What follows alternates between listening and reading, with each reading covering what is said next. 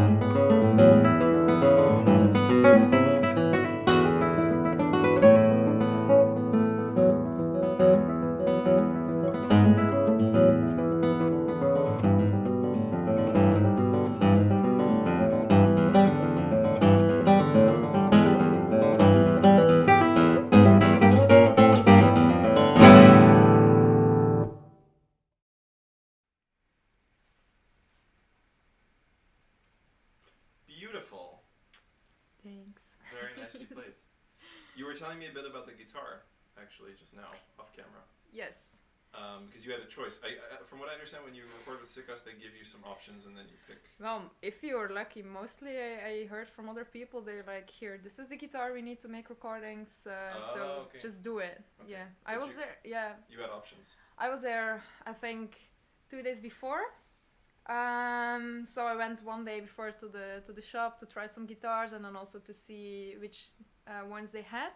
Actually, the guitars that I wanted to play on were just recorded on day before. Okay. And then I had this very old one, it's almost 100 years old, Santos Hernandez, or a double top, but I'm kind of I feel more comfortable and like nicer with the traditional ones.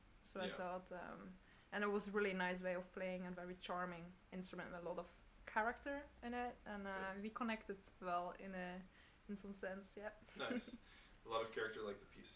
Cool. Yeah, for sure. Awesome. Do you want to tell people a bit more about your background? Like where was your story with guitar? I know it's pretty important actually for the research you just did, which we're going to talk about. But I think it's all one big story that one thing led to the other.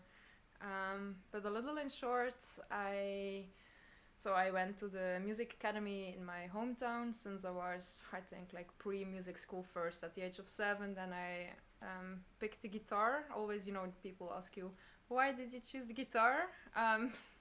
And I don't think I have this kind of fancy story somehow. Like I heard him or that one playing and then I fell in love. But we had the choice between everything, and then actually my mom never could play the guitar herself when she was a kid because the class was full, and then my aunt had a guitar, and later on I found out that my grandmother actually played the mandolin, so maybe it was like something hidden in the DNA that I choose for. And then after 9 years I graduated there, got into the conservatory and went to Ghent to study there, and after some 2 years and a half I felt like why stay in Ghent to also do my masters if there's so many other great guitarist schools, teachers out there. So I actually applied for Erasmus. That made me go to Groningen, meet Sabrina, have great time there, learned a lot with her. Sabrina Blas College. Yes. Yeah.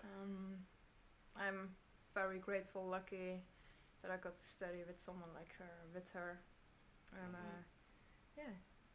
And what was so you described to me before that there was also sort of a journey with your hands and your way of playing the guitar where you had to change things, right? Like what was the journey after the Erasmus with that? So I have been struggling a lot to play guitars, and even before I went to conservatory I had major problems. Like first you're an amateur and you love to play, and then suddenly like a few years before I actually started conservatory, these ideas start to pop up and you play more. So I started actually on that point already to develop injuries, like my shoulders, everything was very tensed and blocked. Went to do the bachelor's, and the whole bachelor's actually was like this: I want to play, I cannot play, and fighting with myself, trying to find solutions for everything that was holding me back, to say so. Almost quit. Like physically. Yeah. It's like, and also mentally, because if you cannot do that thing that you really want to do, it's just destroying you. So then actually going to Sabrina was being at the good place, in the right place, right time. And then we basically rebuilt everything that I learned or not learned so far. From ground zero with her. Did she have like a technique routine for you that sort of helped you relearn how to play in a healthy way, or what was the process like? I was always surprised, like it was as if she could watch into the future, really knew. Like in the beginning it was really, she just pointed out everything, starting from the very basics, so like learning how to sit basically and then move one finger, and in the beginning I had no clue like where this would lead, so I was like relying on her a lot and following what she suggested. So then bit by bit, you fix every little bit of your playing, so everything started to fall into pieces. And actually, after 4 years of struggling with things, she could fix that in 4 months. So suddenly, from going from a desperate kind of being to knowing that there are solutions to to fix everything and to be more aware. Really, awareness is the key about how you play and what you do and what you feel and how your body helps you to play, because we played the guitar, that's our instrument, but our main and first instrument is the body. So that was really not, like to say, tuned into the guitar to help me to do that. So yeah, that. Okay, cool. But she like, it seems like in a short time she really helped you find solutions that other people weren't offering to you. Yeah. Right. And which led, I guess, to your research, right? You were telling me a little bit about this, like that's, yeah. Yeah, so this big master's research in the beginning was quite a mystery for me at first, because I was already thinking, because that was really what was occupying me at that time a lot, like how can I get back to playing again? And Sabrina was always like, why would you research what you're actually doing now already, so pick something else. And so I went, I think I had 2 or 3 different topics, and then went on a little bit with that. And then actually the moment when she passed away was very kind of decisive, like this whole like how do you, like, that you realize at that point what she meant to me and what she put in motion. And then also during that year already I started teaching again, because I took a break from that for a year to really focus on myself. And I learned a lot, how to fix myself, how to play, all the ways and the knowledge that I gained, but I couldn't really pass it on in the ways that I felt to my students. So I felt like there was a gap from my knowledge to like bring it to them. Yeah. And then I went on with this topic with her really as an inspirational source, to say so.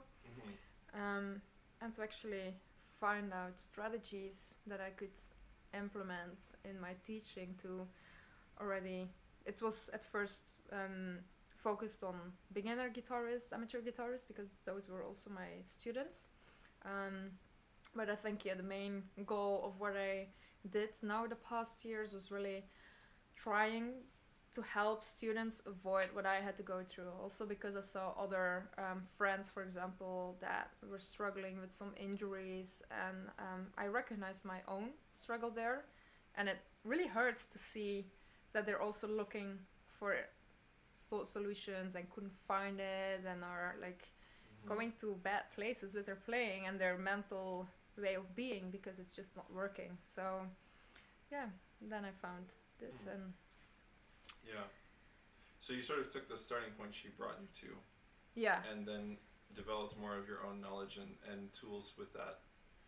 It was really a search first to find which kind of sources that could help me and that could serve me as a teacher and help me develop my teaching. So I also had at the same time a new physiotherapist, but mainly like I had, I think, 5, 6, 7 maybe physiotherapists, but people that also go to physiotherapists probably also recognize just they massage you or they try to take away the pain itself, which is really not helpful, because you're never gonna take away the cause or the reason for your problem or your pain.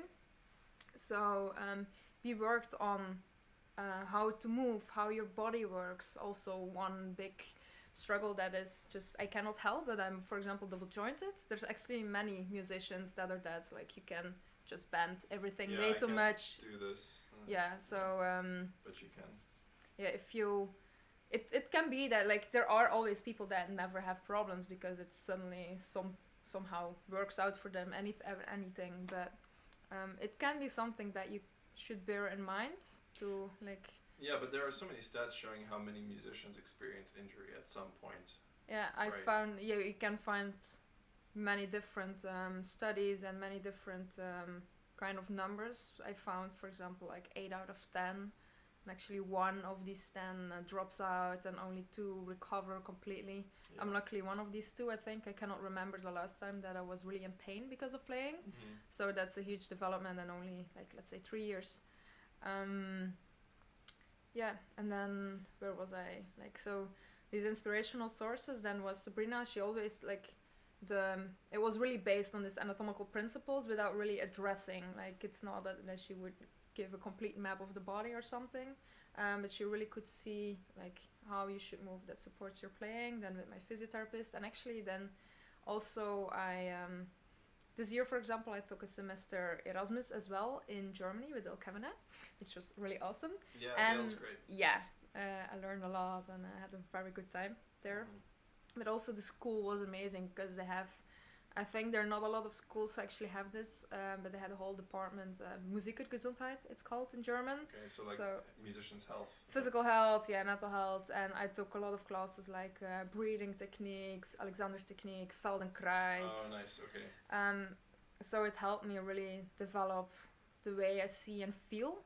Mostly the most important thing is how to feel my body and then to transfer that to your guitar, because that's also a very tricky thing. If you go to physiotherapist, or you might take classes in Alexander technique from maybe someone that is not a musician himself or herself, then you might maybe learn like better ways to move, or you discover things, but it's not necessarily the case that you like transfer that to your guitar.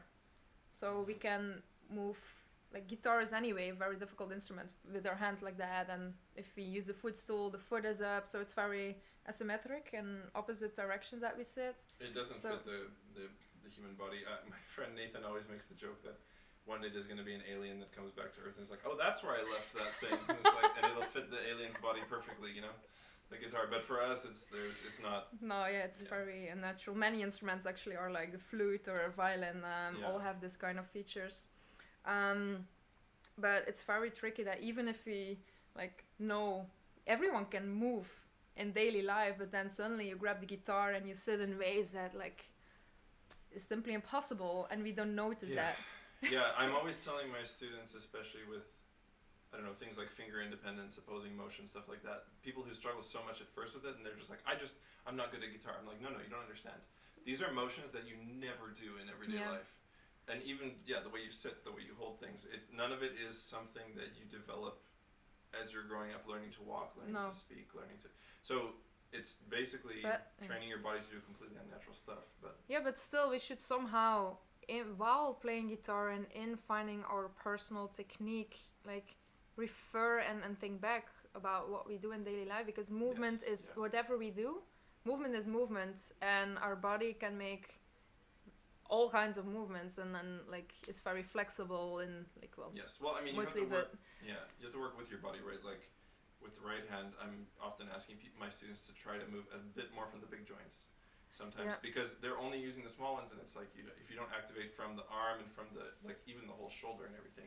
It's like basic things that is very important to know, because indeed the big muscles, like there are many people that play, for example, just from their little knuckles, or on the left hand they really squeeze their guitar, but the danger is simply that like we don't even have muscles in our fingers. There's nothing that we can use to put strength on the instrument, so it really has to come from like the big muscles, as like the David Leisner book talks about a lot. People who are interested in this topic should really read the David Leisner book. Yeah, it's a really great book, and it opened actually my mind a lot, but also was very recognizable, because things that Sabrina addressed and that I could not really place then were explained in that book, and it's really starting from anatomical principles and Playing with Ease, right, is what it's called. Yeah, that's the book indeed, because you shouldn't be in pain, you shouldn't force your body to do something that you love. So it's like this no pain, no gain mindset is really destroying. We're basically like athletes, and they have a whole like group of support around them and physiotherapists, and then we are just dropped into the conservatory, like do your thing, play music, but how you do it? No explanation. Yeah. No explanation, but also the toxic idea that you have to have the best technique and you have to work super hard with no limits to achieve that. And also like this idea of the universal technique, the correct technique. It doesn't exist. It doesn't exist, yeah. Especially our guitar, I can imagine that like violin has a much longer history with the same kind of instrument. Our instrument is like, even now, it's the classical guitar is maybe 100 years old, but still it's now so much different than like the torus and the way it's played and then the strength that you need only for that. Well, basically it's not about strength, but using your body in the right way. But it develops at such a fast pace, and everyone has a unique body and a unique way of playing, and there's simply some things that other people can effortlessly do and other cannot. So it's like the last thing you should do is really like start copying your teacher, for example. But this awareness about how can I, like, my body help me play, and not just, oh look, let's see how, I don't know, performer person this plays and let's try that. It might work, but at the same time it could also cause a lot of harm. And then actually, like, to maybe go a little bit back to what I have been doing now in my masters was so that was really my starting point, the whole body and the idea of moving in a more natural way and a healthy way, which is in itself a very vague concept. Yeah, it's a bit yeah, so actually all the knowledge that I then gained mainly from Alexander's technique helped me a lot, but it's also about finding a great teacher, which I then had in Germany. I had some, but yeah, she was really, I don't know, very inspirational, and they have all their own approach to it. And I implemented all this knowledge and how to use the body and what I learned into my lessons, but the results were not really like, okay, the strategies that I wouldn't say invent, but like applied, were not really successful because of the use of these principles and because of the body. It's not so that if you have a student, you're gonna bring the skeleton and point out everything on it and how to move, because it's like, as I said, it's also pointed to amateurs, beginners at first, so they don't have like a message to that. They don't need to know that. So during my lessons, like repeating everything and then like trial and error kind of, and finding out new ways, then I came actually out to a way of learning that we don't really apply anymore. Implicit motor skill learning might maybe a long name, but it's actually, in short, helping the student to find, like, direct the student towards a better way of playing without having to address all details. Like one movement could have like a whole plan of steps. Like you have to do first put your finger, push the finger, then the big knuckle, and then without really saying explicitly all the steps that the student has to take in account, make him anyway execute the movement. So for example, I'm trying to squeeze in now a full hour and the whole thesis into a few minutes. Yeah, no, I mean it's good, but yeah, no worries.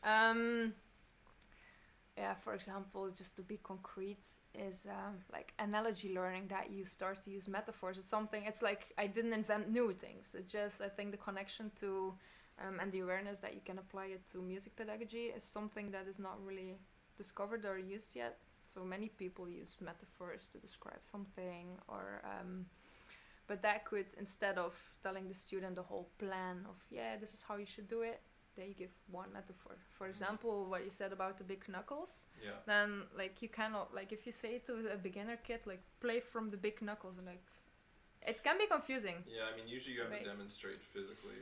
Yeah, but also something that I would say, for example, like think of a rope here from your elbow that like, pulls it, or that you grab something, because like the connection to normal, like all day daily life movement, for example, if you grab something, you're also not gonna grab like that.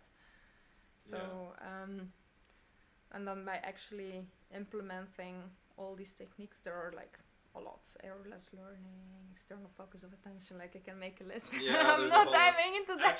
Actually, Isaac Engel saying, where can I find your research on injury prevention? That's one of the topics I'm really interested in. So where will you put the research eventually? It's not out there in the public yet, It's not yet out there. also, I think I have to figure out there are ways in school that you can somehow publish it, because I rather have it somewhere like kind of officially, not really in a book, but like from school, from Hanze, from Groningen, and then yeah, it will become available at some point. But also, it's such a big topic. It's like the more I discovered, the more I was getting, like the dumber I was getting in a way, because there's so much. So yeah, it's you know, Socrates said the definition of education is knowing how little you know. And the more you discover about one topic, the more you know you don't know. Yeah, I think during my research, I think there are 10, 15 more researches that you could distract from that. So it's just a start, and it's but I think something, I wouldn't say new, but it's really aimed towards the teacher and how to address that to your students, instead of aiming to the professional guitarist, to the player, but just the way. I mean, teachers really should know about this, you know. Yeah, that's really it's the whole bottom line of the research. I think that the student doesn't have to know like all details and how to move the body and all the specific knowledge, but the teachers really do have, because that was one of the reasons that I developed such problems, because they were not aware enough. Yeah, nobody was saying to you, this looks like a problem. And also, when you were having the problem, no one was saying there are solutions. Yeah, no, it's like, I knew that there was a problem. My body told me there was a problem. So, and there's really proof that many teachers don't have that knowledge and don't implement it in their teaching. So, as a teacher, it's kind of your own duty to, even if you didn't have problems yourself, for me it was really like necessary to find out, because I couldn't go on, but it's something that you have to know to help students, and or at least have a cursory awareness, so when you see a problem you know where to look. Or something like, you know, maybe you don't know every single type of injury, but you're aware enough of how injuries can happen and what's going on, and when a student starts to experience some kind of symptoms, you at least can point them in the right direction. Yeah, of course. It's also, if you cannot help a student, or the solution is simply too big for you, then you can point the student towards the right direction. Like, I know this person, or maybe like Alexander's technique here, or breathing technique would be something very good and beneficial for you. But it's like, the body is so important to play effortlessly, and it's so many times simply overlooked. And I mean, we were also speaking earlier about the challenge of for professionals, for teachers, of, you know, sort of, I have the feeling that some people who sort of play from a really young age and play very naturally haven't necessarily analyzed how that works, how to learn that. I mean, for some people, for like myself, starting so late, you know, I can remember very clearly as an adult learning the basics of guitar, and I can remember very clearly sort of what I had to do to learn things. So even if people started at an age or just played very naturally from the beginning, they should, at least as teachers, be aware of the building blocks of emotions and how to explain that analytically. It's, I don't know, Sure, it's also, if you had own experience, then that's mainly the beginning of helping others. But if you're this kind of virtuosic natural player and you didn't have to find out, and you think your way of playing can work for anyone else, then there might be some danger I mean, popping up. Yeah, that's a big topic. Like, what? Yeah, how much is your own experience applicable to others as a teacher? It's tricky. I think as a teacher, you simply have to be like, you have to be able to put yourself in your students' shoes. Because cannot simply, oh, this worked for me, so it will work for you, or try this. You can, and the whole thing, like the main point of then what I did and then why the strategies that I used work is because you should let the student experience themselves instead of telling them, I know you have to do this, this and that. Like, ask questions also, like, how does this feel? How do you also, like, finding relaxation, which is not really like true, because you need some tensions, like balance between tension and relaxation that you need in playing, but the student should be aware. Like, if you tell someone, it has been told to me a lot, like, no, simply relax your shoulders, put them down. I'm like, I was basically walking around all day like this. I had no clue, like, what is that? How can I even put my shoulders down?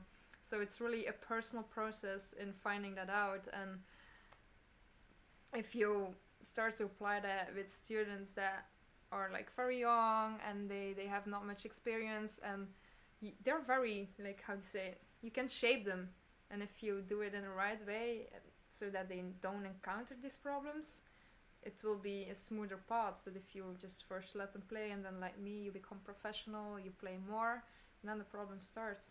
So also these things that I now have been doing also can apply to professional students. I've been doing it, but they're more open anyway to like more explicit knowledge on things, like you can explain more in detail about anatomy, or this is a problem, because the understanding is much bigger, of course. But the whole kind of clue of my research is, like, I call it prevention, because mainly there are many books on preventing all these injuries, and there's a big awareness that it's a problem. But then they say, like, oh, you should take breaks, or you should stretch, and you should warm up. But it's... Once you already have the problem. Yeah, it won't solve it. So it will stay, and even if you do these things, it doesn't mean that you move in a good way. So really find the ways that you misuse, to say, your body. Very big topic, and big topic. Much more to discover. So people that are lost, I can maybe send my paper. Just get in touch with Elke, and she'll send you her materials. Yes. Her bibliography list. Cool. Maybe you can publish it later as an online lecture or something. Who knows? Or as a book. Book. The thing is, so now I am very interested now in this pedagogy, and I took some classes in the masters, like electives in pedagogy, but it's not that I have like this huge theoretical background. So I learned a lot, and my coaches were like, read this and that, but it was all new information. So now in this pedagogical studies, this masters, I'm gonna like gather the knowledge and then elaborate on the topic that I have now.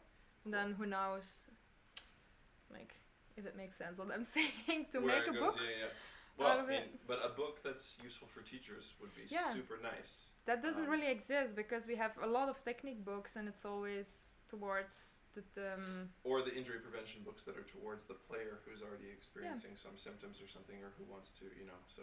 But then it's already too late to say so. So it would be really nice that... Well, I mean, not too late, because people can still solve their problem. Yeah, of course. But I mean, it's too late as in... They already have the pain, and you shouldn't have to let it go that far. You shouldn't have it happen in the first place, Yeah, so... And maybe also, music education is kind of traditional and conservative at some point, so... Well, music education is a bit conservative, for sure. Conservatorium. Conservatorium, exactly. Conserve stuff. But there's much more to discover. Let's just stick to that. For sure. I am going to get you now to try to answer the gotcha question of the show. So, Elke Prinsier. Michael. How do you define classical guitar? I should have thought about the question before. Yeah, because you knew it was coming, didn't you? But you didn't think about it before, so... No, I was trying to finish research. Here we are. Yeah, okay, sure. Excuses. Define classical guitar. Yeah, define classical guitar. Maybe BBA will help you. Oh. Does he have the answer? I don't think so. Is there an answer? Definition of classical guitar. Well, it's sure an alien-like thing. Yes. Damn it. If you had to explain it to someone who didn't know anything about it, what would you say? It's like a medium to express all your inner like feelings, emotions, everything that's going on there, because this instrument is so rich in possibilities, even more than we possibly can know, I think. But it's such a sensitive and fragile instrument that there's somehow that any player can find a way to connect with the instrument to express what she wants to say. Okay. I think. So it's an instrument with a lot of expressive possibilities. Yeah, I think it's endless. Okay. I also just have a new instrument. But what sets it apart from other instruments that can do the same thing? Or a similar thing, I guess. I think it's an instrument that we're so like attached and very close to the instrument. I think there are rarely instruments that someone holds so close. We are on every side of the guitar. We are attached to it, Right. and it's just kind of an extension of yourself. I'm thinking of some cheesy quote that I looked up when I was like 12. You know, it's Nice, yeah, the guitar is an extension of your body. yeah. Yeah. Like your partner in crime to somehow process what's going in there, and you cannot put in words, but then like find these subtle sounds. How about in terms of genre, in terms of style? Guitar? What sets classical guitar apart from other types of guitar? How do you define it within the broader? Because guitar is a very broad category, right? Yeah. So, do you also sing? Exactly, The classic. Do you play the Spanish guitar? That's my favorite one. Yeah, actually, it's very funny because I'm. No, I play a Canadian guitar. Thank you very much.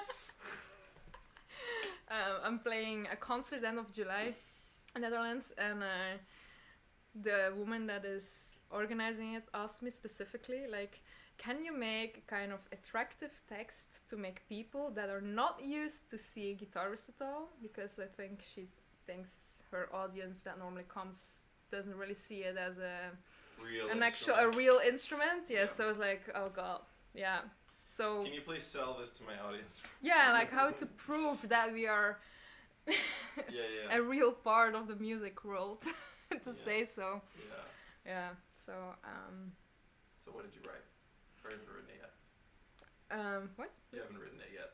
Yeah, I wrote it yesterday evening, very late. Well, I started from my program that I'm going to play, and like mainly people when they hear guitar or they think about guitar, they think about Spain, but like guitar is so much more than Spain, and it's actually basically every culture, every tradition has in some way an instrument that even if it's not a guitar, something that's similar to it. So it's every country, every culture very present. So then I wrote, normally I include some part Spanish music in the program, so I did not on purpose. Not even the fire? No. Not for now. No. So I started like, I'm gonna play the chaconne by Bach. Ooh. So of Which course. version? Just like from the violin score, okay. Yeah. No special arrangement. Well, of course, the additions here and there a little, Right. but I started really from the violin score, yeah. Let's play it first like that, and then maybe we can do I went extra full, stuff like I went yeah, full, full straight into Carlo's version with all this extra stuff, and I heard. Anyways, you heard. Oh. Yeah. Well, we can talk about that later. Oh. Yeah.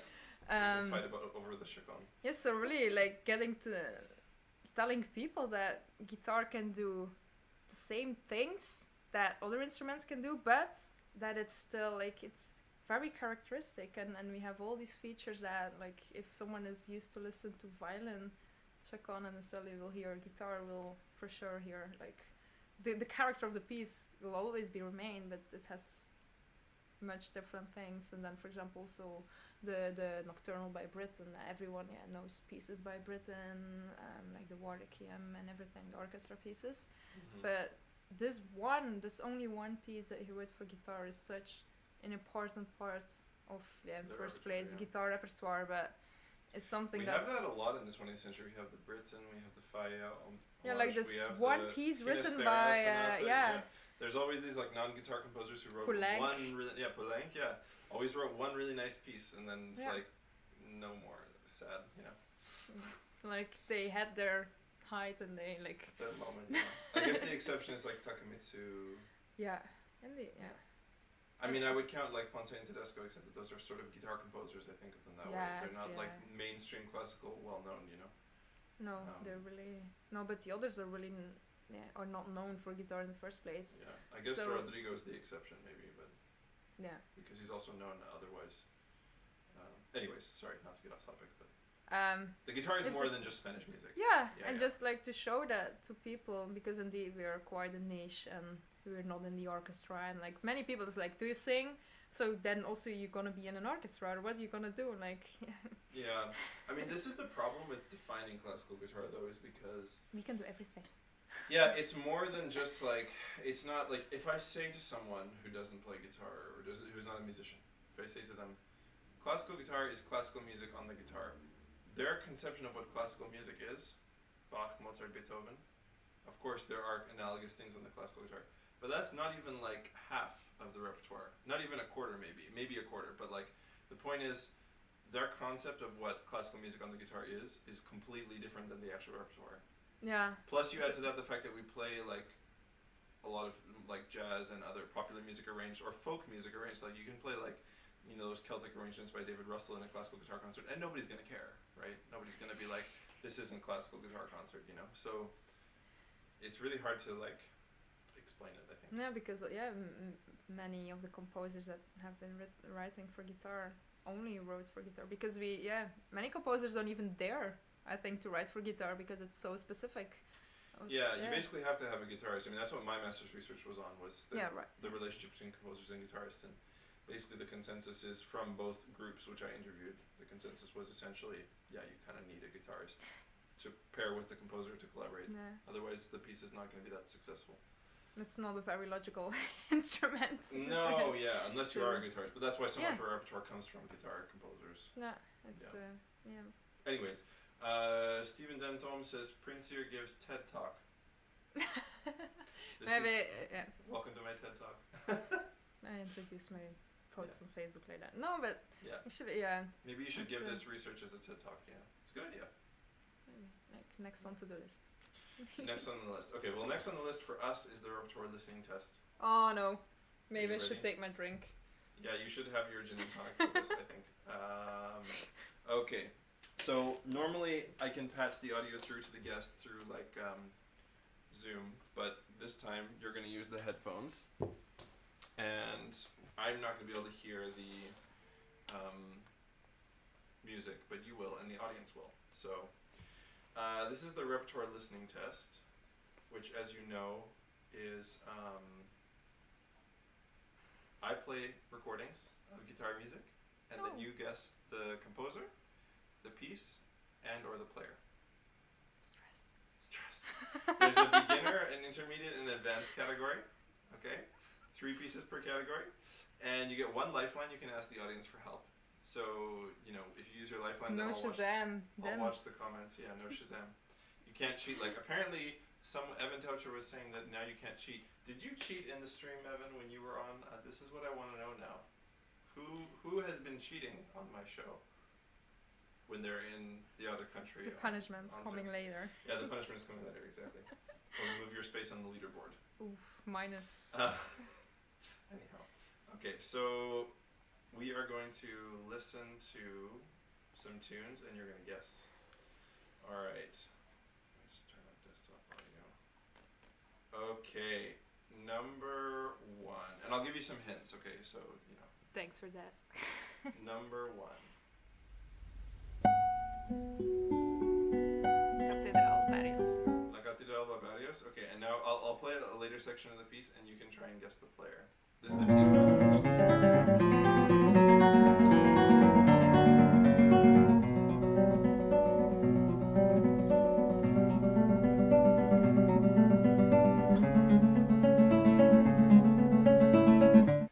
Do you want a hint for the player? This is one of the most. I know this doesn't seem like a big hint, but it is one of the most famous performers from the 20th century, the classical guitar. Like worldwide, like. One of the most famous. Yes. The most successful performers. Sorry. I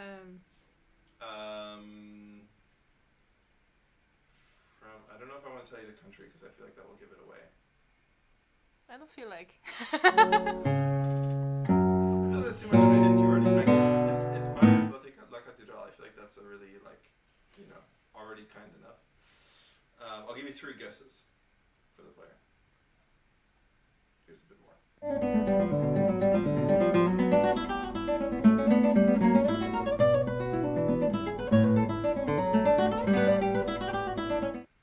Guess number 1. It's like I forgot everyone. Oh, it's not Anna Vidovich, Agnes. From 20th century. Yeah, Anna Vidovich, I would say is more like 21st century now. 21st, yeah. Yeah, because she was pretty young when. No, this is from definitely the 20th century. This performer is still alive and may still be performing, I'm not certain. But their career was definitely primarily in the 20th century, I would say. Oh, damn it. It did extend into the 21st century, I'll put it that way, but, you know. Like, the later part, like, the end of the 20th century was... America, Europe. European area. I'll put it that way.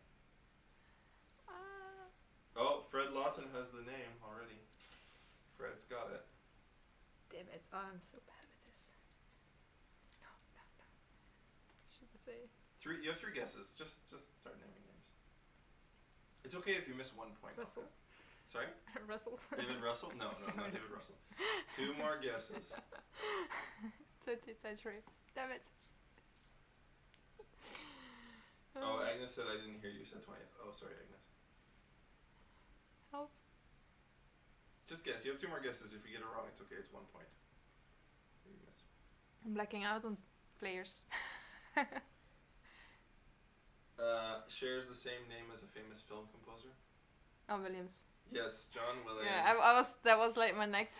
Okay. Maybe I should just go for it instead of You overthinking. gotta just go for it. That's why I gave you 3 guesses. Okay, so 3 out of 3. La Catedral de Barrios. John Williams. Number 2.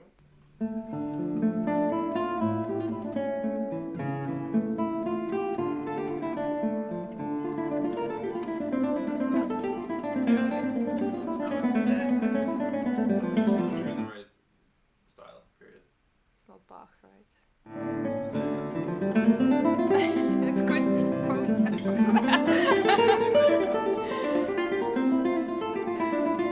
Oh, yeah, okay, Yeah, it's Bach.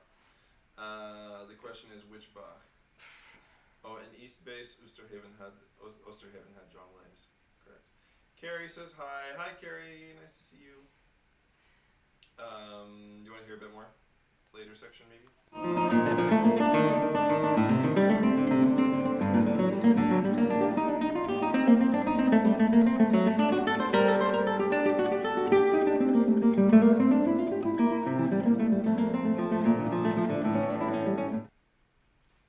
Violin something.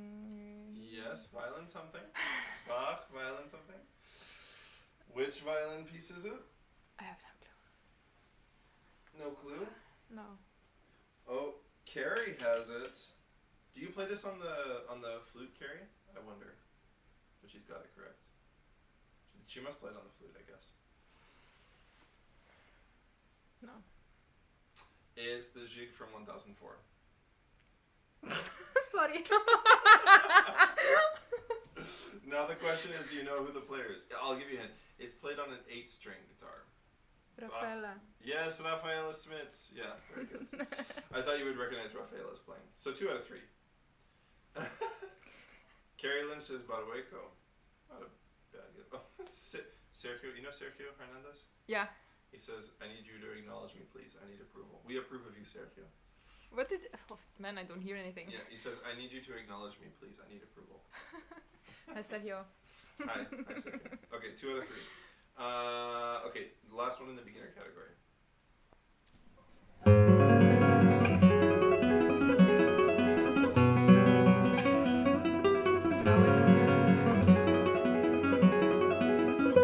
our... You want to hear later section? Yeah.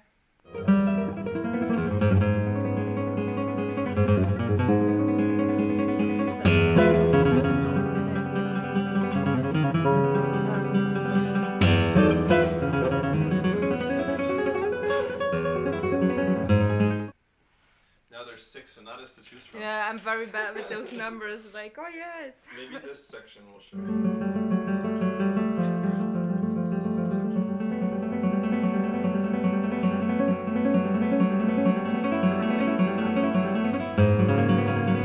Wait a second. Carrie is guessing the movement. Carrie, is this Jacopo? This is Jacopo on Carrie's account.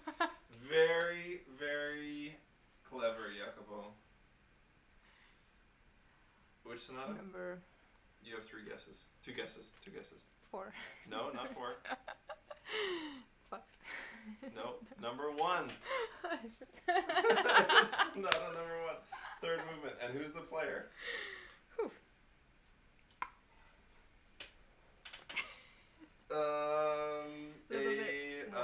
Serbian player. Yeah, that's... Oh, not Sabrina. If I don't recognize the place, that's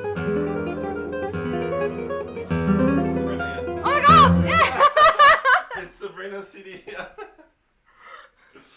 It's a good thing you got the player. Hmm?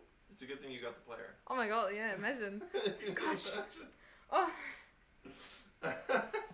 Carrie says, this is Carrie now. Sorry, the Italian hacked my Mac. Oh, man. Okay, good job.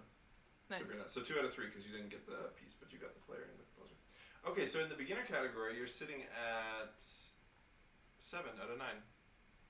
Not bad. It's Could pretty be good. worse, yeah. That's quite good. 7 out of 9. Okay, intermediate category. You ready? No.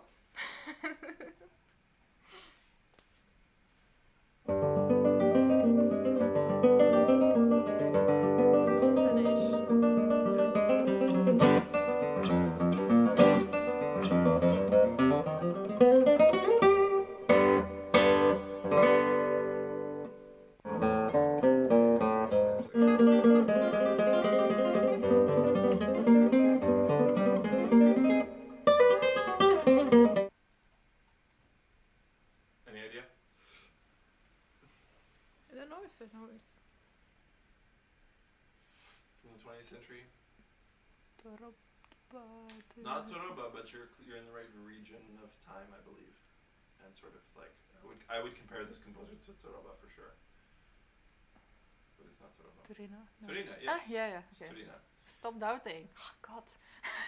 I think Jacopo is on Carrie's account again because he's getting the piece and the composer. What? I think every time. I think you should just keep one ear off. I think Jacopo is on Carrie's account again because he's getting like the piece just right. It's not helpful for me now. Do you know what the piece is, or do I need to tell you? No, tell me. Okay, it's Homage à Tarrega. Oh, okay. Yeah, and the player is a Belgian player. What we have been talking about before. Perhaps we discussed this player earlier this evening Yeah, over a drink. Perhaps. the Prater. Jan de Preter. Yes, it's Jan de Preter. Very good. See, I'm trying to keep the players like relevant to you. You know. Yeah, it's very good. Yeah. I mean, except for John Williams. I don't know if you like John Williams. Okay, 2 out of 3 for Turina and Jan de Preter. I'm giving a lot of hints. You have to admit I'm being, helpful. Yeah, but well, I'm here. I can attack you in person, so it's for your own so safety. I have to be nice. Yeah, you're staying in at our house tonight, so I have to be nice. Okay. Next one. Wait a second. Did I not get this one in my playlist back to? Sorry, I have to find it really quickly because it wasn't. I picked it, but I didn't add it to the playlist properly. Okay, here we go.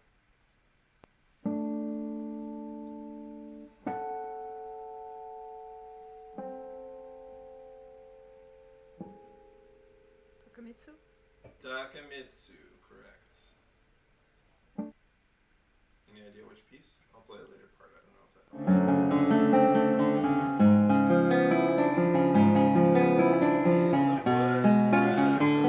Yes, which movement? But it's in the woods. It's number 3, Mirror Woods. Yeah. Are you learning this piece? No, I'm learning other Takamitsu. Which one? To the Edge of Dream, the orchestra To the piece. Edge of Dream. Ah, cool, nice. But yes, in the woods, Takamitsu, and the player. This player teaches nearby, Nearby in Netherlands. nearby us.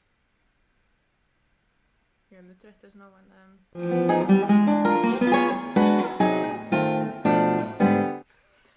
That is not. You bought good ones, right? Yeah. Yeah, Christina's got it. Takamitsu in the woods, Mirror Woods. Very good, Christina. teachers close by. Take you now. Yeah, Carlo, no. Not Carlo. No, he's not. No. One more guess. No, wait, oh, that only. Oh, sorry. Is that your guess? No. Is it right? I don't know. Is that your guess? You can guess something else too if you want. I'm just thinking, he's teaching here more. Here, I'll Not play some. Gabriel. I'm not going to tell you anymore. I'm just going to get to the final guess.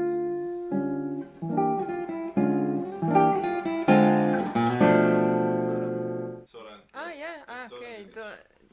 Don't know if I heard on Political Mid, so. Well, it's on a CD apparently. Okay, 3 out of 3. This is too easy for you. Nah. Okay. Next one.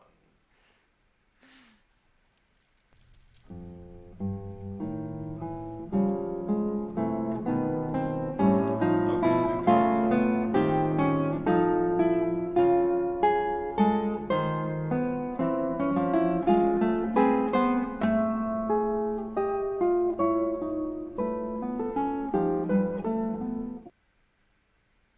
No clue.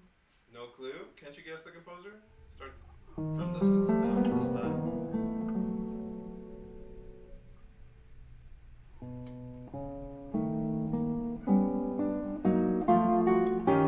Dansman. Not Dansman, no. More recent than that. This composer is very prolific in the recent past. Living. Yes, living, but was also writing at the end of the 20th century, but even more so through the last 20 years, I would say.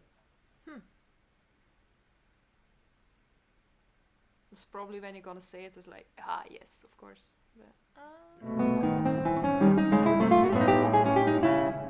Christina has the composer.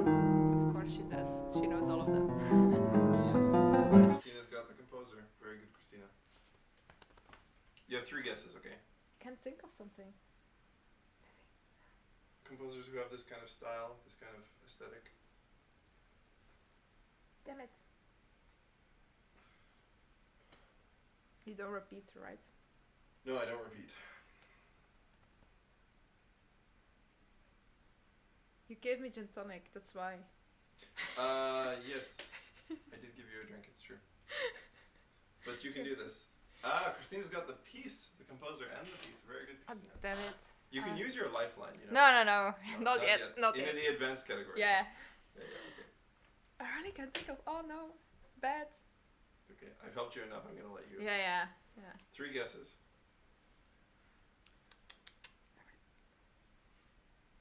I'm so bad with this. Play another part. It's not coming.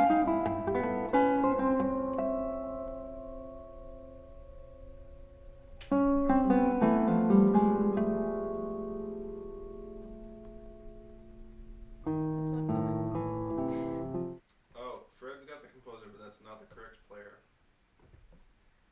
Fred, Help me. it's not Goran.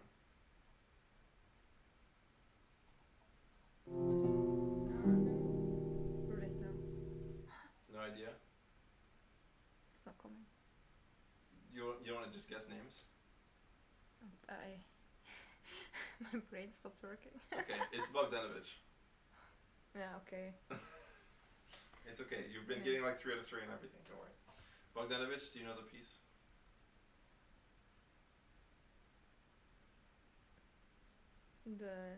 Not miniatures.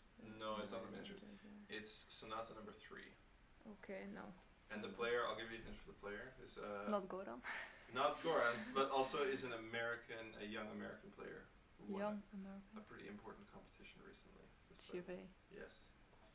So young. Well, recently and not that long ago.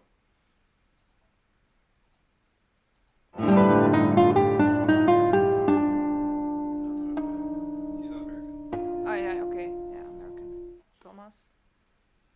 Thomas who? Philato. He's French. Oh no, I'm thinking about people in America. In America, oh, okay. Yeah, this player didn't necessarily study in America, but this player is American. Oh, okay. That's a good hint also.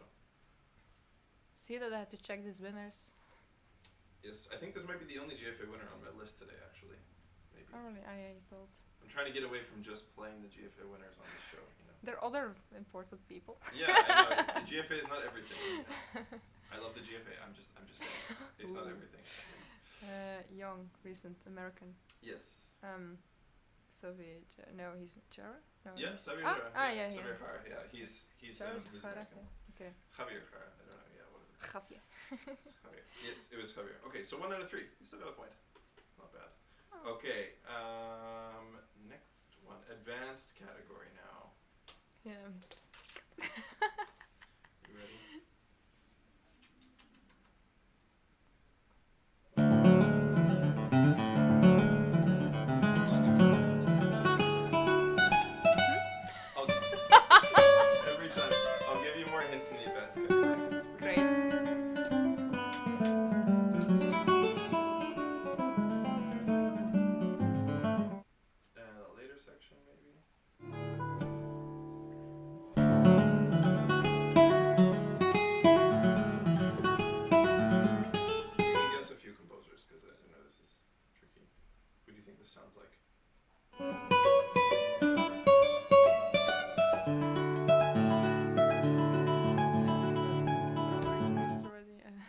It's not Brouwer, but it is a living composer.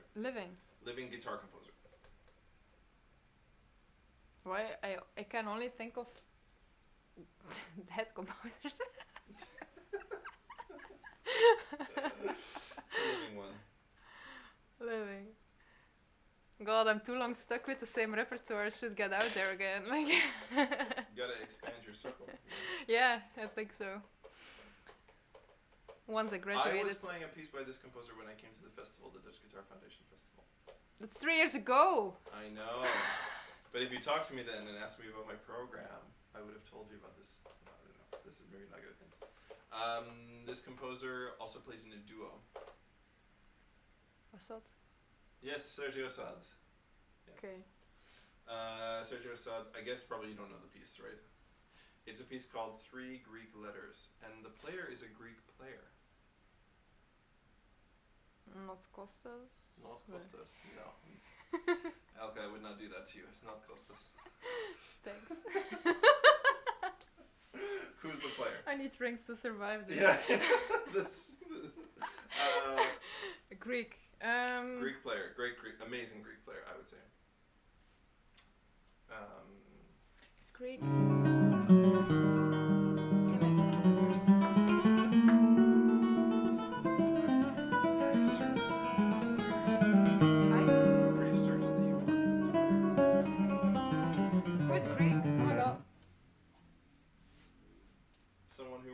Festival?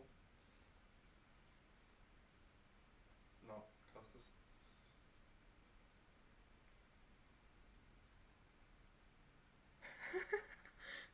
Costas Greek. I worked with. Huh? I'm pretty sure. I'm not certain, but I'm pretty sure. You've worked with this player. Man.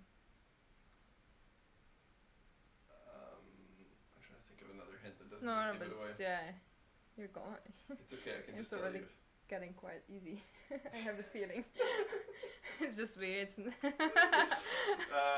is saying Nicolas Petru. No, I don't know who that is actually. No, I mean, But it's not this player.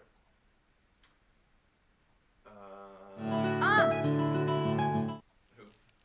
Costas? No, Elliot. No, Costas. No. It's a Sidis. No, Sidis? No.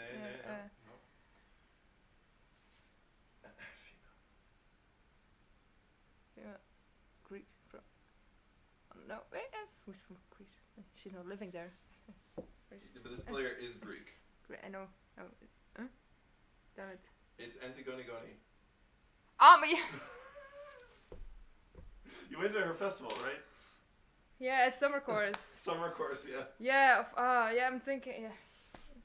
I'm associating her with indeed. Yeah, Belgium. Yes. Damn it! I should have known that. It's okay. You still got Sergio Assad. 1 out of 3. Not too bad. Okay. Next one. Oh, my cat's going to say hi. Hi, Loki. Okay. Next one.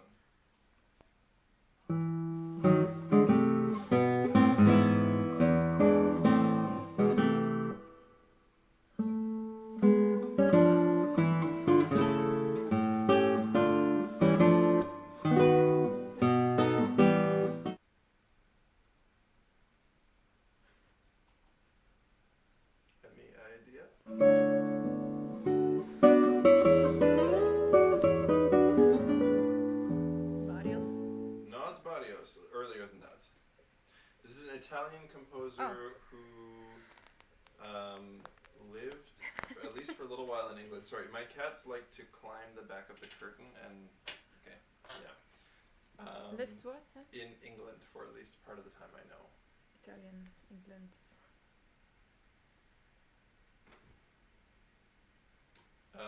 Virtuoso, prodigy, composer, guitarist. Earlier than Barrios.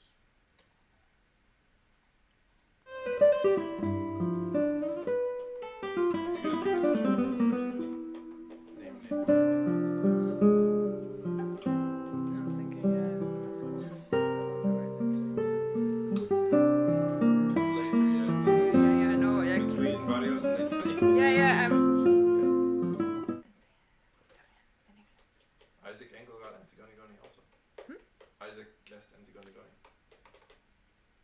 guesses but me. Yeah, because you're the one in the hot seat, so. Yeah. Yeah. It's like double as hard here. Yeah. Twice the pressure.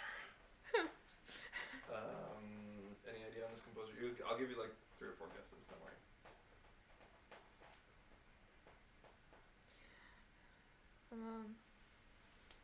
19th century composers. I believe in you, Elke, you got this.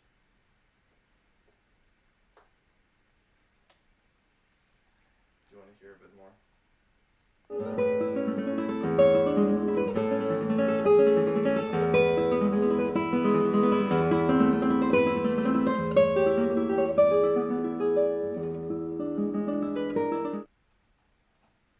You can use your lifeline also. This is allowed. Yeah, there's another one coming. Yes, there's one more. One more, right? Yeah. Can I hear the last one and then choose for which? No, you have to decide in the moment if you want to use the lifeline or not. Yeah, people are getting bored, I think. Maybe I should. Just start naming names of 19th century composers, because I'm going to give you at least a few guesses anyways. Low key.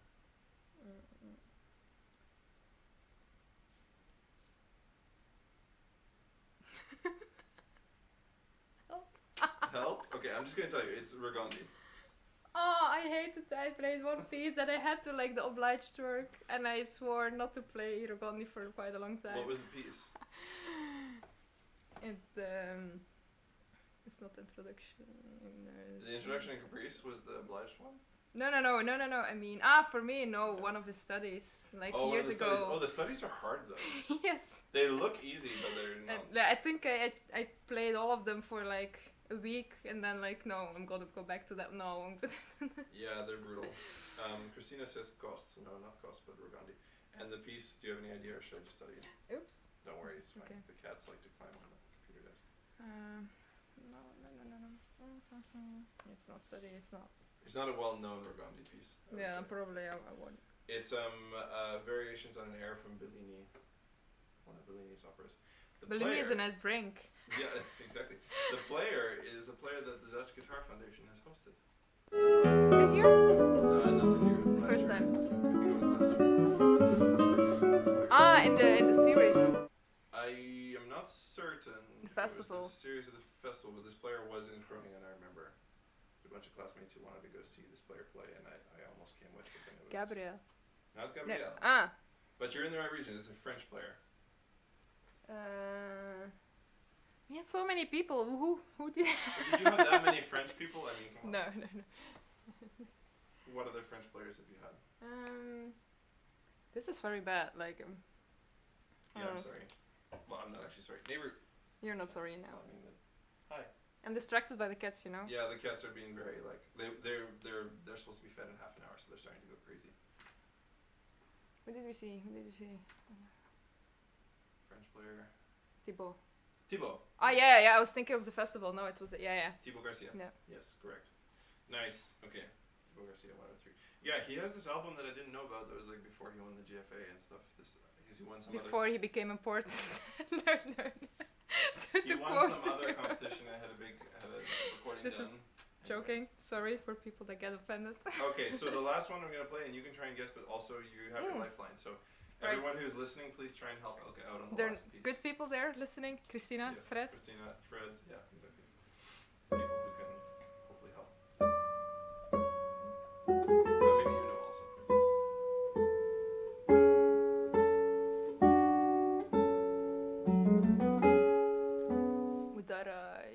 Not Mudara, but it is like Renaissance.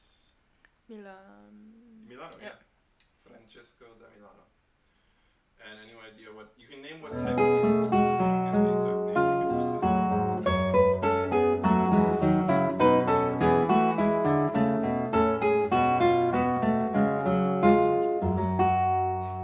it's not one of the Richard Krauss. No. The lifeline is for the piece and for just one of them. Yeah, people can guess all 3. Yeah, then they can help me. Christina's saying Dowland though, so she's not being very helpful. Christina, come on. I believed in you. If there was one person that would help me out, it was her. She was getting everything right until now. Yeah, in until her defense, you know. Maybe she's purposefully guessing. Yeah, she's probably. Like, I know this is Damilena, but I'm gonna guess Dallin just to get Elke. Yeah, now she's safely in Norway. Yeah, you can't go like hunt her down. No one else? No one else. No one's guessing. No. The player. Another French player. Not a French player. Another French player. Another. Yeah. She says, haha, fail. Sorry, Christina. I mean, like I said, you were doing real well till now, so I mean, you shouldn't feel that bad. Can I hear a little bit more? Yeah, I'll play a bit more, and then you can try and guess the player. Or if other people can help you guess the French player. Now it's Steve.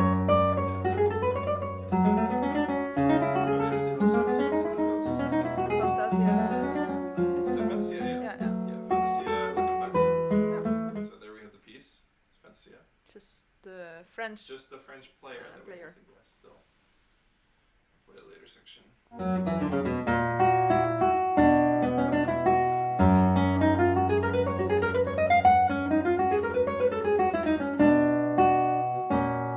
It's not Bianco. No, Is that your guess? No one? No one's guessing, but I'm not gonna like say you got it wrong just from one guess. Okay, yeah, Bianco. Yeah, it's Gabriel. Is it? Yes. Ah, okay. Gabriel Bianco. I said that Javier was the only GFA winner, and then it turns out I had Gabriel and Thibaut on here, so Do your research. I just forget who won what. Okay, so in advance you only got 3 out of 9, but that's not too bad for the advanced category. No, I thought it would be worse. One of each piece. Oh, sorry, no, actually, you got the last one. You got 3 out of 3 because you got all the. So actually, 5 out of 9. I should have used my lifeline earlier. 5 out of 9. Well, you got all 3 with the lifeline, so it's fine. Intermediate, you got 6 out of 9. So in total, Wow. 7 out of 9, 6 out of 9, and 5 out of 9. That's better than 50% for in every category. I survived the difficult parts of the Messy stream. desk repertoire listening test. Okay, so let's listen to you play some music now. Yes, you can take those off. Let's watch me playing some music. Yeah, watch you play some music, exactly. You're gonna play some Faya.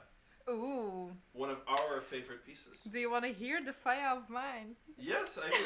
Ever since you told me, I don't like how you play it.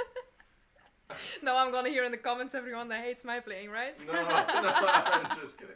I know you don't hate my playing, Elke. No, it's just interpretation is. Yeah. I think this piece is. You can play it and it's I think one of the pieces that I play that every time I play it or record it, like my ideas already change about it. Like Right. if I hear it, it's already maybe. No. It's kind of one of those things that because there's so many markings in the score, Yeah. there's more like ways to interpret them. It's a very full score, like every little detail adding his own like characteristic to it, and I think if you keep on playing it forever, it's also just the way like the melancholy, but still like the habanera thing and like this clash between them, and not to make it too jolly, but also not too sad, and like Yeah, make sure that the dance rhythm is there, but that it also sounds like a tombo. Yeah. It's hard. I think actually that's one of the reasons I love the piece, because I think, well, there's a lot of guitar repertoire that's like we could say overplayed, right? However, this is one of those pieces that there's so much packed into that score, and there's so many ways to interpret that I don't get bored of hearing people play it. No, it's always like very, very different. And always. interesting, yeah. Like when I go to a guitar competition and I hear someone's gonna play the Brouwer and Sonata, the Finisterre Sonata, sometimes the player does something really cool with it, or they just interpret it so well that I still love it, because I do love those pieces. But generally, when I see that on the program, I'm kind of like, I could like check my brain off maybe, you know. But with this piece, I don't feel that, because you know. It's a very compact piece, but there's indeed, it's like, I think someone quoted it once, it's like a piece of 4 or 5 minutes, but there's music in it for like Britain. 20 to 30 minutes maybe, something. Of music, yeah. That was the piece that Britain heard Breen play, and then he approached him and said, finally, okay, I want to write a guitar piece. Because before then he didn't want to write something, and yeah. So I guess we have this piece to thank for the Nocturnal being written. In some ways, yes. two gems and masterworks of the 20th century. Anyways, let's listen to you play the Faya. Yes. Awesome.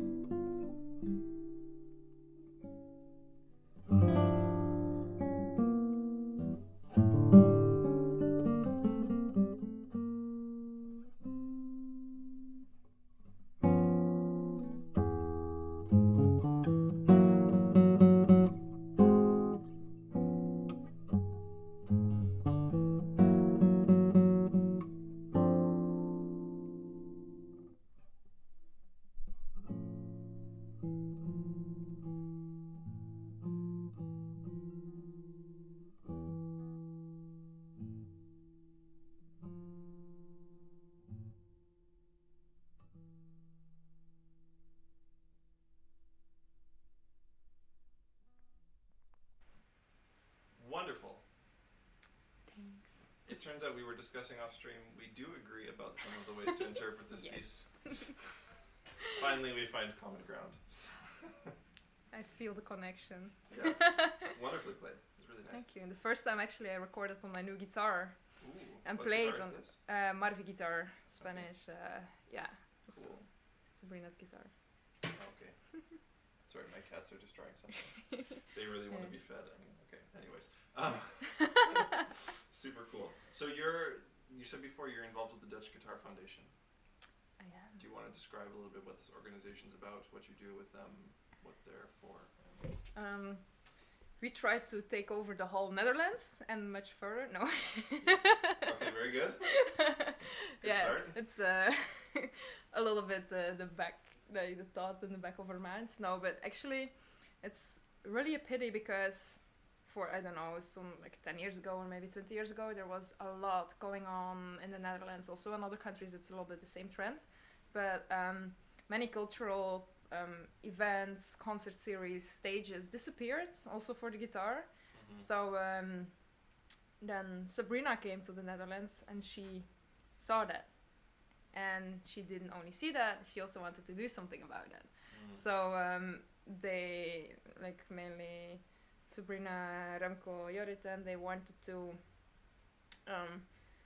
make a new foundation, new series, everything, just to give the guitar like its place again that it deserves, because there was not a lot going on here. And it's like always this joke that they make, like dream big. So they started immediately with the festival that we then had 3 years ago. That was the first time. I was not in it yet then. It was the first festival I went to in Europe when I moved here from Canada. Great choice. So it was special, yeah. Immediately, completely integrated in exactly. Dutch guitar. Well, sorry, Loki's a little hungry. But it was a great festival. I mean, I was super impressed when I found out when I got there that it was the first year, and I was like, wow. Yeah, that was also for me. It was my first year there. So it's really great that in the school where you study, with the teacher you study, that these kind of things are happening there. We also have the guitarist Podium Groningen, the concert series in Groningen, then Apeldoorn, and we all got to follow like masterclasses with all these artists. So immediately, like, I came from Ghent, and you know, schools mostly have like one masterclass, and suddenly I went to, I don't know, like 7 masterclasses or almost 7 to the festival, and like so much happening in that city. It's really like a lot to take in and to see and to learn and to get to know these people, and just in the place you study. So it's really great, and I think it's quite working out if you see the people that come and how many people come, and the plans that we're making for the near and further future. So amazing. Yeah. It's really cool. So everyone in the Netherlands, at least, should come to our concerts, and everyone outside the Netherlands also should come to the festival. Yeah, and follow what you guys are doing. I think I don't know. I feel like probably my regular viewers will know that what I'm about to say, but I feel very strongly that the guitar world needs people starting things in their communities in order to survive. I mean, of course, I want the guitar to get outside the guitar world. I think we all want that, right? Yeah. It's reasonably a great thing that we want to try to play with other musicians, play in other concert series and stuff, and I would encourage more. But guitarists. it shouldn't exclude the community itself, and most of the community, most of the opportunities guitarists have and the stages we have and stuff are built by fellow guitarists. And I don't know how many young players realize, like you said, there's sort of at some point a dwindling of the amount of that happening in this region, and so Sabrina wanted to change that, right? And I just think like more guitarists need to think that way, and get involved. Even if they don't start a whole thing themselves, get involved in supporting No, it's quite a big thing to start on yourself. I mean, we all know that. Yeah, but like just to collaborate with people, find a way to, go to these events. Be active in your own society and community, because I think that's all where it started, like these big idol status of climbing to the top or just as a guitarist, climbing to the top of the whole like guitar world is quite like, that's another thing. But and also more, I think we were talking about it earlier, like getting kind of more difficult in a way, because like these idols that we had in the 20th century, that somehow like we had those. So the community where you live and where you work is, if you make that more rich, you're actually like, you're building your own like playground, to say so, and a place where people can come to connect to each other and to like do what they love to do. Yeah, and more importantly too, you're just getting more people in your community to hear the guitar, hear the classical guitar especially. Also, the thing is, we mainly play like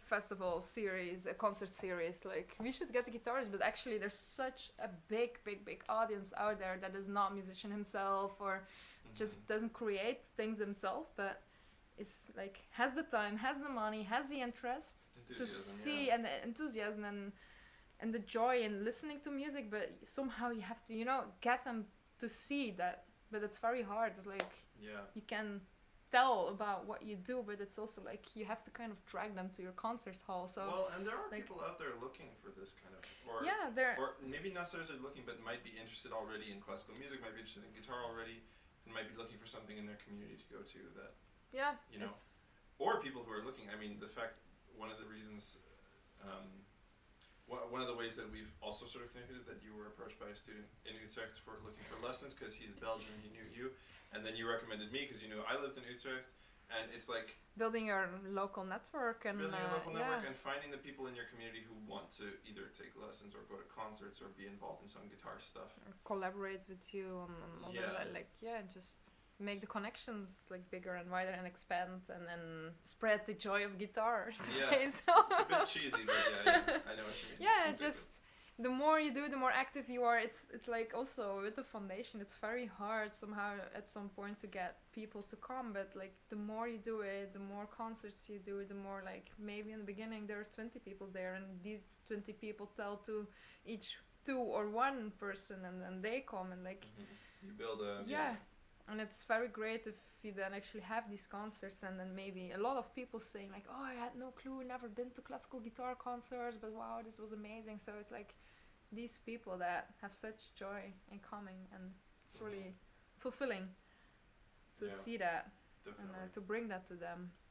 Also, like, actually Groningen is not the biggest city, but we had some great big players to come there, so it's really amazing. Yeah, for sure. Yeah, you guys have done something incredible in a short amount of years. And actually that leads nicely to a question that the student I was talking about, Jethro, wanted me to ask you, because he knew you were going to come on the stream. He wanted to ask if you notice a difference between Belgian, Dutch, and German classical guitar scenes and community, or you don't have to say anything controversial, but I mean you're already describing how you kind of you see. I know you've told me this before. You see. Yeah, like the Netherlands is a little bit, there are many good schools and many good teachers and many good players, but people aren't really connected with each other. And like you even started a Facebook group for guitar students in the Netherlands, right? Who started that? Or did you not start that? Maybe Sarah from Amsterdam, I think. But we were talking about it on the festival that first time, I think. But still, like, indeed, we have all these classes, but we're not really connected. Also, we're always trying to reach out for our concerts to them. The Amsterdam class now with Gabriel is we have very active, good connection with them. Yeah. But anyway, like Maastricht is very far. But I mean, I'm also interested in this because I live in Utrecht in the middle of all of it. But like, is it the same you think elsewhere, or do you think that the Netherlands is different, or how do you see the difference between these countries? I think like a very big difference that I experienced, like separate from the specific guitar classes, but it's simply the place that music education has in the countries. Yeah. For example, here everything is basically private, and like also by cutting all the subsidies, music schools are disappearing. And they don't exist. When I arrived here, I taught at 4 different schools in Vancouver simultaneously. So when I arrived here, I was like, oh, I'll apply at music schools, and I couldn't find any to apply to. I mean, not to mention I had to learn Dutch, which now I can speak Dutch, but it doesn't exist. No, it's really actually sad that they're putting music education on, like, it's not necessary, as they, I think that like politicians, but let's not go there. Go into politics. No, but everything relies on like all these ZZP'ers, like they call it, self-employed people here, and then the fair practice, and actually it's I have some students here, and it's very expensive to take music classes here. If I compare, for example, to Belgium, we have the biggest part of our music schools are actually subsidized by the government, so it's very low, like very accessible, for kids to enter. So you pay just, I think, the amount of 3 lessons here or 2 lessons here to go there for a full year, and you got the music theory and everything. So I had always, next to my guitar lessons, I had hours of music theory and ensemble, and like the whole package. So, and here they rely on the teachers for like to teach a student, like a beginner, everything, learn notes, learn playing, learn rhythm, stay motivated. And in Belgium that's much more integrated there, and it's more people, I think, go to the music school. And then also one discussion that we had, for example, in the conservatory among commissions and such, is like, why is the amount of Dutch students so low in the conservatories here? And I think that really comes from that, like, it's almost an elite thing to send your kids for a long time For music to lessons, music lessons. I mean, honestly, my prices aren't that high, but I have to charge a price that I can live on. Yeah. I have to pay BTV 21%. Well, not with kids, but still with adults, and but I still have my taxes on top of that, my normal taxes. Yeah, it's a lot, and living here. So if the government's not subsidizing it, my rate has to be what it has to be, and then I know that there are probably kids who can't pay that, and but I also have to, I don't know, as a parent. No, you should value yourself, like. Yeah, but you're right. If the only option is this private lessons, it's kind of without any kind of subsidy or program that, I don't know, it's hard. There are, of course, some music schools, and I've been there, but like, for example, I've been teaching a little bit, and then like beginners get 15 minutes of music lesson. Like, it's basically minutes? Like pack your guitar, tune the guitar, go away. Like. Yeah, I know. Some people a lot of people like go for like group lessons that are cheaper. Yeah. Which but then that's hard to really reach them, the classical guitar, but mainly if you do like group lessons or ukulele lessons or all these things, then it's more the popular thing, and well, and the group lessons are fine. I don't have anything against group lessons or even against 20-minute lessons or 30-minute lessons, but it's not going to produce a future stable generation of players, professional musicians. It's just not gonna, it's harder, and it's really like you have to have money to actually send your children to music lessons. Now they also have these projects, like more music into the classroom, so to get them familiar with it. But I think it's an evolution in every country that it's. Yeah, it also is somewhat cultural too, though, right? That like in some places, like there's a certain attitude towards music lessons, even when they do take students do take private lessons. I've noticed in different places where I live, there can be different attitudes towards discipline, towards development, towards practice, towards just seeing it as a recreational activity, or seeing it as a serious study. Yeah. Or like, now you go to lessons, so you better become the best. Right, which isn't necessarily healthy, but I mean, in some places it's more normal to take it as a serious part of your study. Like for some families, you get the impression that like they do their work at school with like math, history, all these things, and then they do guitar lessons, and they treat it like it's just a serious part of your development, Yeah. And for other students, it's kind of like, well, they want to play some Smoke on the Water, so which is also fine in its own way. But I'm just saying that like there are cultural differences between places in terms of how people view the activity. Yeah. So And then to maybe jump. Also, where he asked like Germany, I've been only there for like half a year, not even like 4 months. In Detmold, Yeah, there are also a lot of music schools actually, and then there's like but I think Germany has also so many conservatories, and of course we have there the big guitar festivals like Koblenz and Iserlohn, and the big places where all the whole community meets, to say so. Yeah, but I mean, those places are that way because people came there and started stuff, right? Yeah. There's no reason that Koblenz should be amazing for classical guitar, but it is because of the people there who started the festival and made things happen. Like years and years. I mean, how many? 26, 7? No, now it will be the 7th, I don't know, in October.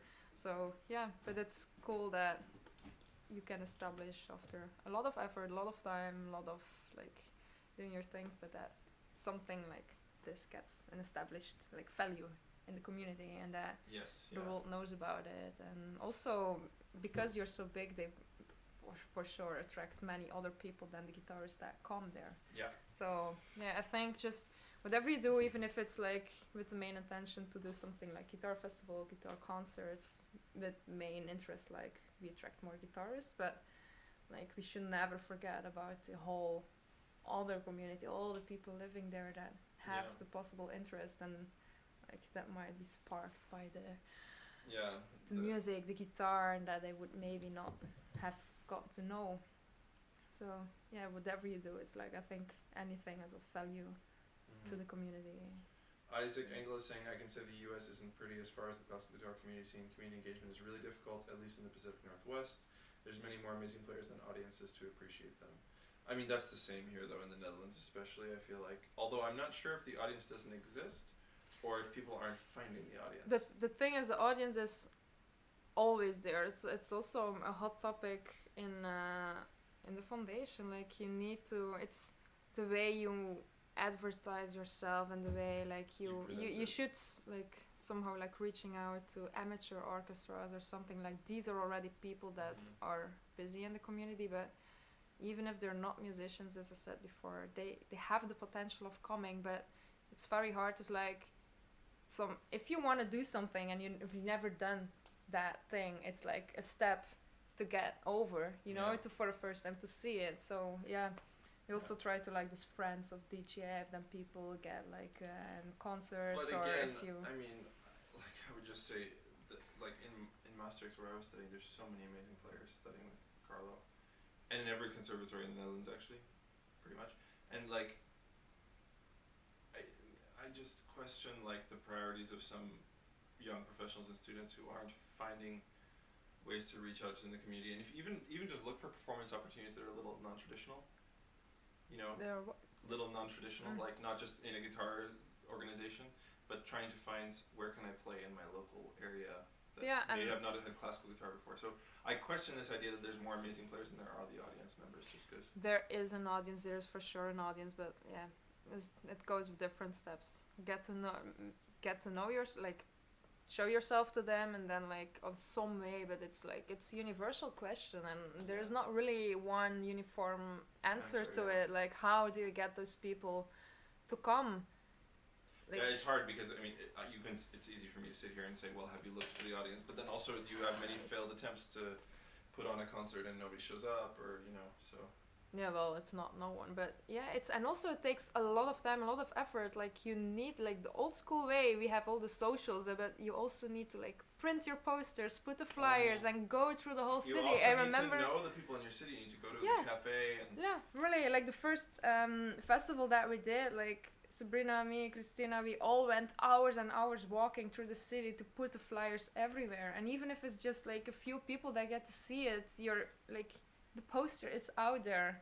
Yeah. So like, and maybe people see it 1 year, 2 years, and then like, yeah, it's a very long and very like energy draining somehow thing to do, but it's necessary, and you cannot simply rely only on Facebook or Instagram, but and really talk to people. I think that's one of the most important things, like maybe make human connections. Yeah, and go to orchestras or go to guitar ensembles or something, like look what we are doing, this is what you like, what you also do, we are offering it. So like, but it's if you find an answer to that, I'll gladly tell it. Or maybe not. If anyone has a way to solve this problem of the audience, like the how to get the build non-musicians and the actually, like. I haven't read it. I really need to order this book. But do you know Matthew Hensley?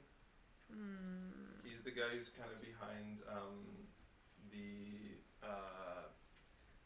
Austin, Texas guitar scene society. Anyways, they have one of the biggest guitar societies and things in the US. Like they've even managed to get into like all the local schools. They have like, you know, classical guitar ensembles that have formed in all the like It's great. and they do like tons of concerts and things all over the state. And apparently he has a book. I can't remember the name. If someone can remember the name of Matthew Hensley's book, please put it in the chat. Specifically about community building and meeting your audience and building an artistic audience. You can be as good as you want. You can be the best player, but if you don't have a way to communicate to your audience, I think you're gonna Anyways, it's hard. I should really find the name of that book in order because I've been told to by a few people now. So Google will tell you. Google will tell or you. The chat. Yes. Okay, we're gonna play another game. Okay, you ready? Oh, the this or that. The classical guitar. Would you rather? Okay. Would you rather play a concert with a very small audience that really appreciates what you're doing, or a large audience that doesn't respond very much? First. First, okay. Yeah, no doubt about that. Yeah. I mean, it's better for the guitar also. Like, I mean, even if you have a big audience, if only the amount of interested people is as big as the small concert, then I rather prefer to play like a small concert and to connect to them and to talk to them afterwards and to like you know, hear what they think, what they felt, what they and you know, anyway, our guitar, our instrument is very intimate anyway, I think. So if you like these small venues or like little chapels are just the most amazing places, I think. Yeah, for sure. Yeah. Okay. Would you rather only be allowed to play music after or before 1900? After. After. Yeah, me too, I think. Would you rather have uneven tremolo or uneven scales in a concert where you have to use both more or less equally? I think the case is now more uneven scales. No, what would you rather have? Not what is true of you right now, but would you, yeah. Maybe smoother scales then, I think. Okay. Would you rather learn and memorize in a week for a performance than Nocturnal or Introduction and Caprice? Nocturnal. Okay. You think it's easier? Probably. Yeah, because it's so many, like, there you have these variations which give you already, like, a good clue of, like, just the character of every part is already a good way to memorize it. Actually, I think I memorized it kind of weak because Dale was angry that I still didn't memorize. So I had to. Nice. Would you rather change half your exam program in March or change all your articulations, fingerings, and dynamics at that point? A week before, or what? No. It's in March, so let's say you have to play the exam in like June. Go for the articulations and like dynamics, not half the program. Half the program. Half the program, yeah. Okay, yeah, I can choose how difficult they are, right? Yeah, I mean. Yeah, go for the first. Okay, once you learn, then it's in your head. Because changing all the articulations and dynamics and fingerings is like brutal. Yeah. Okay. Okay, we're gonna listen to some Belang. Yes. You want to tell people about this piece? Yeah, it's also also again, I'm sorry. The first time I actually really heard this piece and was touched by it was by a live performance of Sabrina, and then yeah, I don't know, just the piece seems so simple in a way, and so I don't know, there's so little notes, but when you dive into it, it's like, I don't know, it's really rich in its like how do you say it, like easy, no, not easy, I don't know, like simplicity, like but still like, yeah. Awesome. Okay, let's listen to some.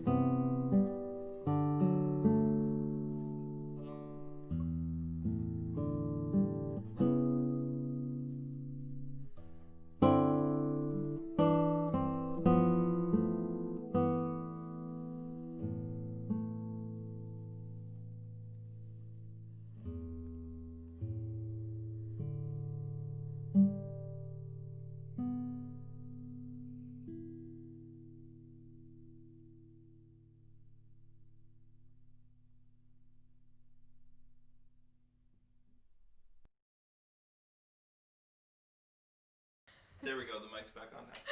Okay. Very beautiful. Thank you. Nice job. Jethro says music locale. Exactly. What? Music locale is the bar here that does classical music. Ah. Yeah, cool. Is there anything else you want to address, Elke? We talked about your research already. Is there anything else? Sorry? There's something else. I'll say, maybe just what the whole masters, I think, brought me like things that I really didn't expect at the first place. But for example, I talked to you before about it, like if we continue on this music making in the community, like one of the courses and things that was offered at school was like making music in a healthcare context.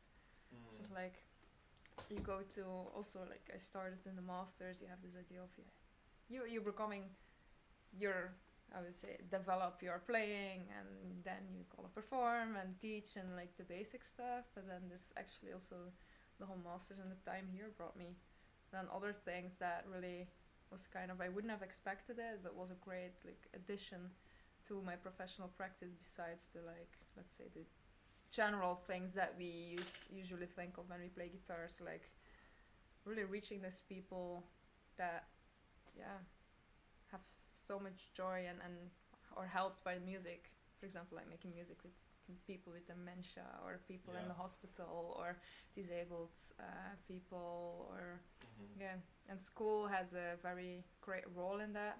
So it was really great to somehow discover that, and that music is not only about playing perfect on a stage, and like the human aspect of it, to say so.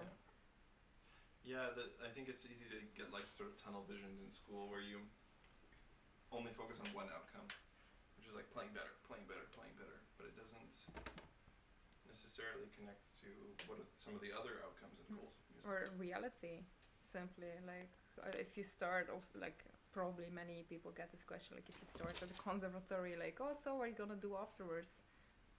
Play concerts and teach, but I mean, once you graduate, or even already during, there's so many possibilities that you can like different roles that you can fill as a musician. Like I think this connecting to your community is one of the main ones that we shouldn't overlook, I think. Yeah, indeed. So I don't know. Cool. Awesome. Well, we're gonna play a lightning round, so you have to respond immediately.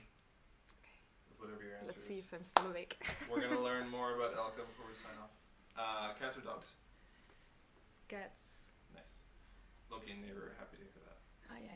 Oh, I'm staying here. Should be. Maybe I'm attacked. Yeah, maybe not. Bogdanovich or Brouwer? Brouwer. Spain or Italy? Spain. Nice. Scarlatti or Bach? Bach. Vanilla or chocolate? Vanilla. Solo or chamber? Solo. Mammals or reptiles? Mammals. Okay. Beer or wine? Wine. Pizza or pasta? Pizza. Liszt or Chopin? Chopin. Cedar or spruce? That's interesting. I'm not yet sure about that, because I just have a new guitar, it's cedar, and I had the spruce before. Oh my gosh. Okay, my cat just tried to jump up on the shelf, and I tried to stop him, and here we are with Loki. Okay. What was the question? Oh my god. My cat just destroyed a plant, a really special plant. Okay, I'm sorry. We'll fix the plant in a minute. At least something interesting happened now. Loki, why? Why do you have to be like that? Okay. Alright. My cats I think they're a little hungry. It's 8 minutes past their dinner time, and they're starting to go a little nuts. Right, Loki? So we're going to finish the lightning round, listen to one more piece, and then sign off so I can feed the cats. Okay. Free stroke or rest stroke? Rest? Rest stroke, okay. Coffee or tea? Tea. Whiskey or gin? Gin. There you go. Debussy or Ravel? Debussy. Breakfast or dinner? Dinner. Netherlands or Germany? Germany. Sorry, Netherlands. Campanella or regular scales? Campanella. Sora or Giuliani? Sorry. Concert or masterclass? Concert. Restoration of the composer's intention or personal interpretation? Let's go with the second.